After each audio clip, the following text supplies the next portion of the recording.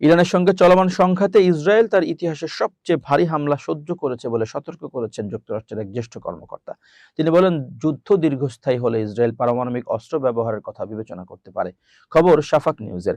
মার্কিন president Donald ট্রাম্পের কৃত্রিম বুদ্ধিমত্তা ও ক্রিপ্টোকারেন্সি বিষয়ক উপদেষ্টা ডেভিড স্যাক্স তার অল ইন পডকাস্টে এ মন্তব্য করেন। তিনি বলেন, বর্তমান সংঘাতে ইসরায়েল বড় ধরনের চ্যালেঞ্জের মুখে পড়েছে।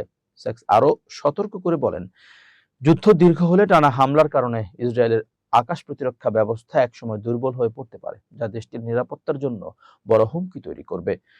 সাকাস 2025 সালের জুনে হওয়া 12 দিনের যুদ্ধের সঙ্গে বর্তমান পরিস্থিতির তুলনা করেন। তার মতে, তখন ইরান বেশি সংখ্যক ক্ষেপণাস্ত্র ড্রোন নিক্ষেপ করলেও এবার তুলনামূলক কম সময়ের সংঘাতে মানবিক ক্ষয়ক্ষতি, অবকাঠামোর ধ্বংস এবং বাস্তুচ্যুত মানুষের সংখ্যা বেশি। তিনি দ্রুত সংঘাত থেকে বেরিয়ে আসার আহ্বান জানান। স্যাক্সের মতে, ইরানের সামরিক সক্ষমতা উল্লেখযোগ্যভাবে দুর্বল করার মাধ্যমে যুক্তরাষ্ট্র ইতিমধ্যে তাদের প্রধান লক্ষ্য অর্জন করেছে। তিনি বলেন, এখনই বিজয় ঘোষণা করে সংঘাত থেকে বেরিয়ে আসা ভালো সময়। তার মতে, যুদ্ধবিরতি বা তেহরানের সঙ্গে আলোচনার মাধ্যমে উত্তেজনা কমানো জরুরি।